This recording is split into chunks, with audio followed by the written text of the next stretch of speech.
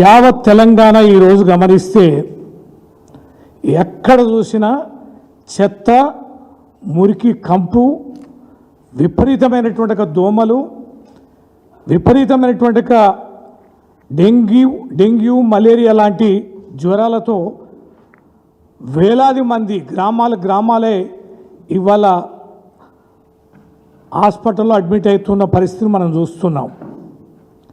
Media మిత్రులారా ఎక్కడైనా గమనించండి. హైదరాబాద్, నేను ఉదయం కూడా ఎందుకైనా మంచిది మీడియా సమావేశం పెట్టే ముందు మరి కనీసం ముఖ్యమంత్రి ఉంటున్నా, చీఫ్ సెక్రటరీ ఉంటున్నా, గవర్నర్ ఉంటున్నా హైదరాబాదు నడిబొడ్డులైనా ఎక్కడైనా బజార్లు బాగున్నాయా అని నేను పొద్దున 5 గంటలకు లేచి వాకింగ్ కొన్ని బజార్లకు వెళ్ళడం జరిగింది. అనేక కీలకమైన ప్రాంతాలు కూడా స్ట్రీట్స్ కూడా చూసాం. హైదరాబాదు నగర నడిబొడ్డు నుంచి మొదలుకుంటే మా మహబూబాబాద్ లాంటి జిల్లా కేంద్రంలోని మున్సిపాలిటీతో పోల్చుకుంటే మా స్వగ్రామాల్లో చిన్న పల్లె వరకు కూడా ఎక్కడ చూసినా కూడా గత 10 సంవత్సరాలలో ఎన్నడూ కూడా ఇంతటి దుర్గంధమైన పరిస్థితులు మనం చూడలే. డ్రైనేజీల వ్యవస్థ బాగలేదు, పని వాళ్ళకి జీతాలు లేవు, గ్రామ పరిపాలన సంబంధించి అత్యంత కీలకమైన ట్రాక్టర్లు మనం ఇచ్చాం. ఇవాళ ట్రాక్టర్ల పరిస్థితి చాలా ఘోరంగా ఉంది. ట్రాక్టర్లు ఇవ్వలేక, వాటిని మెయింటైన్ చేయలేక, డీజిల్ ఇవ్వలేక ఇగో ట్రాక్టర్స్ మొత్తం రాష్ట్ర వ్యాప్తంగా సరెండర్ చేస్తారు. ఈ ట్రాక్టర్ని మేము మెయింటైన్ చేయలేం, డ్రైవర్ జీతం మేము ఇవ్వలేం, ఈ ట్రాక్టర్ల పోషణ మేము చేయలేం, ఈ డీజిల్ మేము పోయలేమని చెప్పని ట్రాక్టర్ల సరెండర్ చూస్తున్నాం. గ్రామ పంచాయతీలకు బిల్లులు లేక మహాప్రభు బిల్లులు ఇవ్వండి మేము చేస్తున్నామని చెప్పని అక్కడ గ్రామ పంచాయతీలో పల్లెలు చూస్తున్నాం. పల్లెల్లో పడికేసిన పాలన, చేతిలో చిల్లిగవ్వలేదు, పనిచేసే గ్రామ కార్యదర్శుల సమ్మెలు చేస్తున్నారు.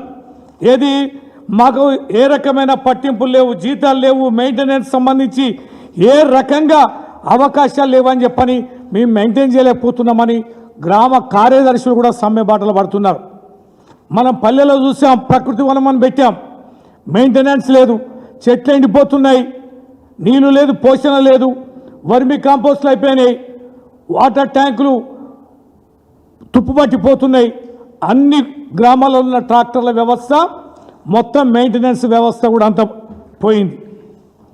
డబ్బులు లేవు, ఏం చేయాలంటున్నారు. మేము కలెక్టర్లను అడుగుతున్నాం ఏంది దుర్మార్గం అని.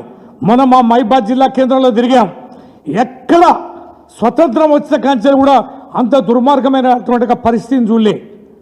అంతటి పరిస్థితికి కారణం ఏంటి అంటే కేంద్ర నిధులు లేవు, రాష్ట్రానికి రావాల్సిన గ్రామ పంచాయతీలకు సంబంధించి కానీ మున్సిపాలిటీలకు సంబంధించి కానీ ఎన్నికలకు జరగలేదు కనుక ఫైనాన్స్ కమిషన్ నుంచి రావాల్సిన కేంద్ర నిధులు రావడం లేదు. కారణం ఏంటంటే ఎన్నికలు పెట్టకపోవడం వల్ల అనేది ఇక్కడ ప్రధానమైనటువంటి విషయం. ఒక్కటే సూటిగా ప్రశ్నిస్తున్నా, 20 మాసాలుగా ఎందుకు ఎన్నికలు పెట్టలేదు? కారణం ఏంటి? ఎన్నికలు పెట్టకపోవడానికి కారణం ఏంటి? ఈ మధ్యకాలంలో చెప్పేదేంటి, 42% బీసీ రిజర్వేషన్ అనేది మేము చట్టబద్ధంగా అమలు చేస్తాం, ఆ అవకాశం ప్రజలకు ఇవ్వడం కోసం, బీసీ రిజర్వేషన్ కల్పించడం కోసం మేము ఎన్నికలు వాయిదా వేసుకుంటున్నాం, అది కాగానే పెడతామని. సాధ్యమా? సాధ్యమయ్యే విషయమా? సుప్రీంకోర్టు పరిధిలో ఉన్న విషయం కాదా? సుప్రీంకోర్టు గతంలోనే చెప్పలేదా 50% మించి రిజర్వేషన్ చేయకూడదని? దీన్ని పార్లమెంట్లో మాత్రమే పెట్టాలనే ఇంగిత జ్ఞానం తెలీదా ఈ కాంగ్రెస్ పార్టీ నేతలకి, ఈ కాంగ్రెస్ ప్రభుత్వానికి? ఆర్డినెన్స్ అన్నారు, గవర్నర్ మీద నెపం పెట్టారు, ఇప్పుడు రాష్ట్రపతి మీద నెపం పెడుతున్నారు. ఇంకా తగుదనమ్మా అని మేము బీసీ బిల్లులపై సుప్రీంకోర్టుకు పోతామని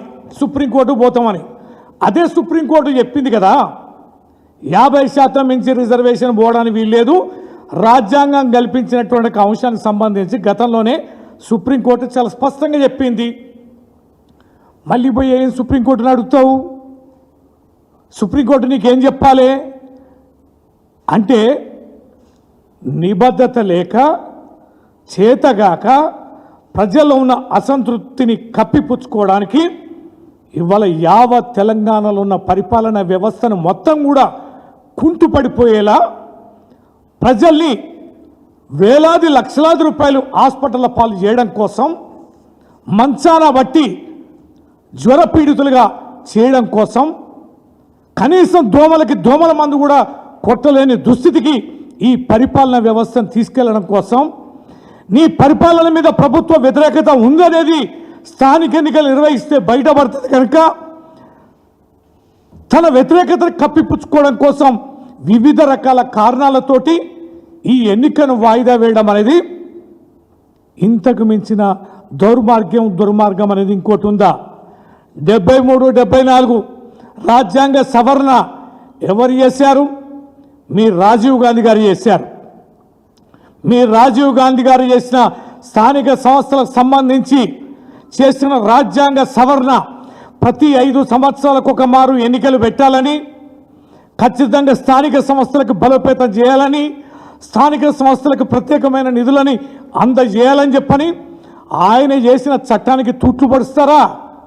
తగుదనమ్మా అని నీతులు పలుకుతావా? ఇంకా రాజీవ్ గాంధీ గారి కోరిక మేరకి 21 సంవత్సరాల వయసున్న వారి ఎన్నికల్లో పోటీ చేయడానికి చట్ట సవరణ చేయాలని బుద్ధి ఉండాలి మాట్లాడడానికి.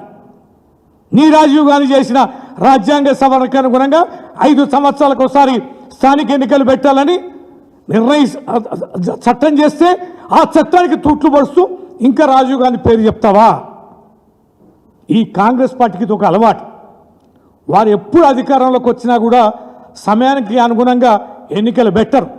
స్థానిక ఎన్నికలు తొక్కి పెట్టడం, విపరీతమైన కాలయాపన చేయడం, స్థానిక ఎన్నికలు పెట్టడం అనేది నిజంగా వీరు ఎమ్మెల్యేలకి మరి ఇష్టం ఉండదో ఏందో అర్థం కాదు.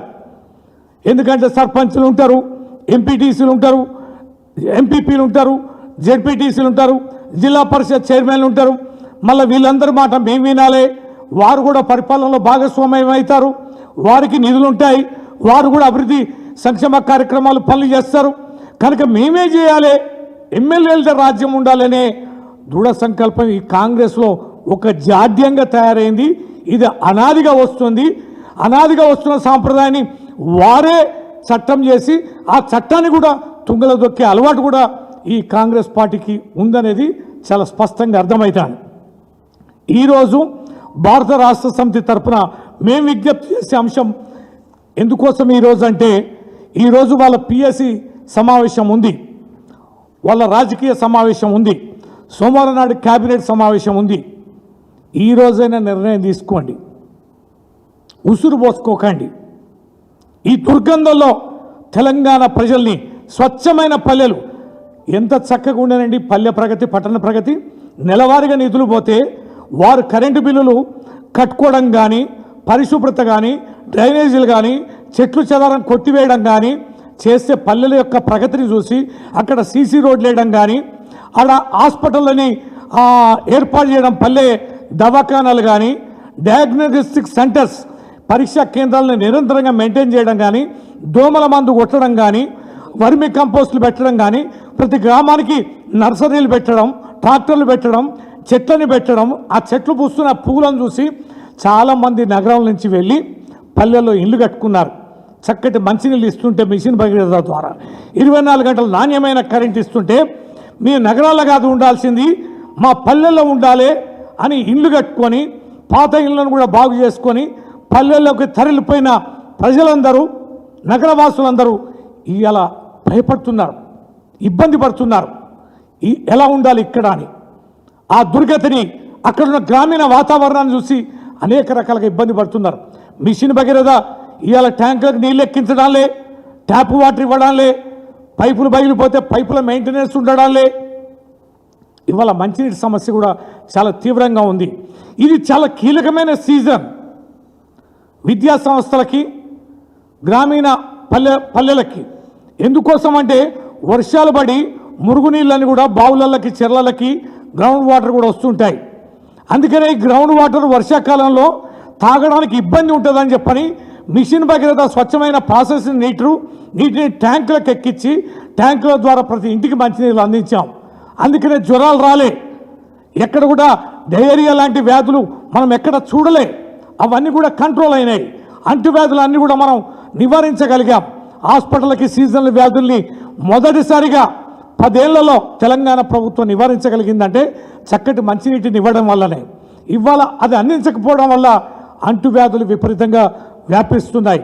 అది ఒక సమస్య. కరెంటు పోవడం రెండవ సమస్య. ఇది కూడా చాలా తీవ్రంగా ఉంది.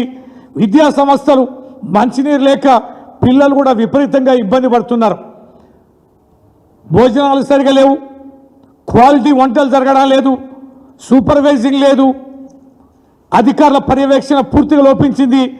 హాస్టళ్లలో మధ్యాహ్న భోజనాలు కూడా చాలా క్రిటికల్గా తయారైంది. ఈ హాస్పిటల్లో అయితే వర్ణనాతీతం.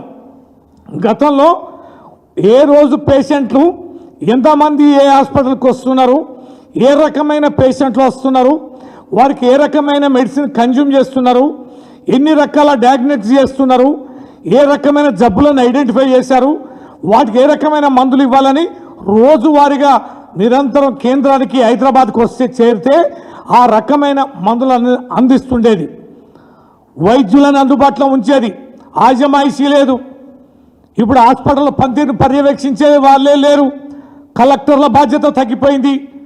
ఎమ్మెల్యేలు వెళ్ళడమే లేదు. మంత్రుల పర్యవేక్షణ తగ్గిపోయింది. వైద్యాధి శాఖ అధికారులు అయితే విపరీతమైన అవినీతికి పాల్పడుతున్నారు.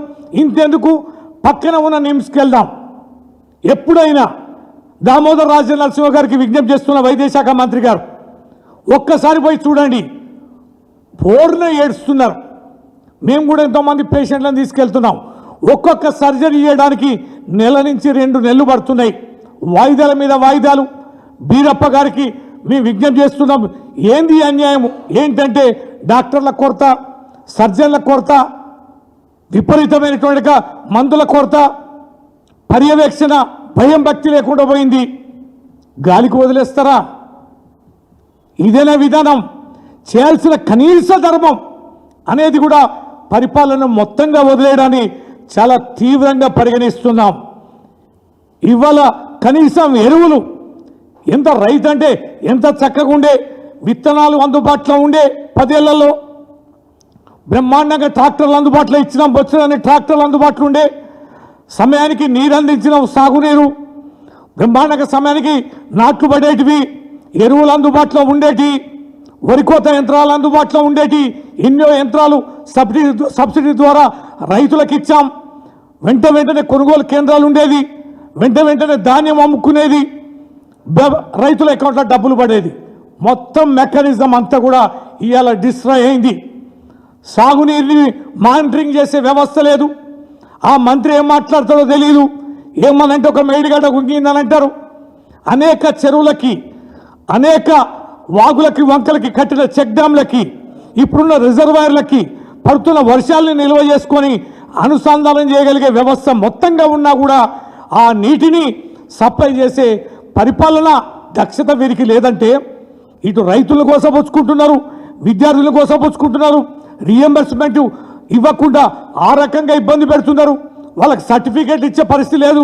ప్రైవేట్ కళాశాల చదువుకున్న ప్రతి ఒక్క విద్యార్థి తీవ్రమైన ఇబ్బందులు ఎదుర్కొంటున్నారు. ఇవన్నిటికీ తోడు ప్రశ్నించే టీఆర్ఎస్ పార్టీని కేసుల పేరు మీద, కమిషన్ల పేరు మీద నిత్యం వేధిస్తున్నట్టుగా గత ప్రభుత్వం మీదే నిత్యం చర్చ పెడుతూ, నిత్యం గత ప్రభుత్వం మీదే మాట్లాడుతూ ఈ ప్రభుత్వం చేస్తున్న కనీస పరిపాలనని గాలికి వదిలేసి నిత్యం గత ప్రభుత్వం గురించి మాట్లాడడం అనేది ఖచ్చితంగా డైవర్షన్ పాలిటిక్స్లో భాగమే. బేషరతుగా ఈ ప్రభుత్వాన్ని డిమాండ్ చేస్తున్నాం. ఈరోజు మీ కాంగ్రెస్ పార్టీ రాజకీయ సమావేశంలో స్థానిక ఎన్నికలకు సంబంధించి తక్షణమే నిర్ణయం తీసుకోవాలి. కుంటుబడిన ఈ యొక్క స్థానిక పరిపాలనని తక్షణమే నిధులు రావాలి. గాడిలో పడాలంటే ఎన్నికల నిర్వహణ అనేది అనివార్యం. ఆ ఎన్నికలు నిర్వహించాలి. 42% రిజర్వేషన్ ఏ రకంగా ఇస్తామని తప్పుదో పట్టించి ప్రజల్ని మీరు మెప్పించి ఒప్పించి అధికారంలోకి వచ్చారో దానిని అమలు పరుస్తూనే కాలయాపన చేయకూడదు. రేపు కేబినెట్ మీటింగ్లో కూడా ఈ నిర్ణయం చేయాలని డిమాండ్ చేస్తున్నాం. ప్రభుత్వానికి ఇచ్చిన హామీలను నెరవేరుస్తూనే ప్రభుత్వంలో ఉన్న ఈ అనేక రకాలైనటువంటి విభాగాలలో దిగజారిపోయిన పాలనని తక్షణమే గాడిలో పెట్టి అత్యవసరమైన అంశాలపైన నిధులను కూడా తక్షణమే కేటాయించి ప్రభుత్వం కనుక ఏమరపాటుగా ఉండి అమలు పరచకపోతే బీఆర్ఎస్ పార్టీ కార్యక్షేత్రంలోకి చాలా తీవ్రంగానే దిగబోతుంది. ప్రజలు గగ్గోలు పెడుతున్నారు, బీఆర్ఎస్ పార్టీ మీద ఒత్తిడి తీసుకొస్తున్నారు. మీ యొక్క ఎమ్మెల్యేలు బీఆర్ఎస్ పార్టీ నేతలారా రండి, మా దౌర్భాగ్యం చూడండి, మేము చేసిన తప్పుని మన్నించి మాకు అండగా ఉండండి అని క్యూ లైన్లో ఉన్న రైతులు గోసబెట్టి కన్నీరు పెట్టుకుంటుంటే మేము ఎంతకాలం ఇంకా వెయిట్ చేయాలి? కాబట్టి ప్రత్యక్ష పోరుకి ఈ అన్ని అంశాలపైన తగిన రీతిలో మేము దిగుతాం, నిలదీస్తామని చెప్పని మనవి చేస్తూ తక్షణమే స్థానిక ఎన్నికలు నిర్వహించాల్సిందిగా డిమాండ్ చేస్తున్నాం.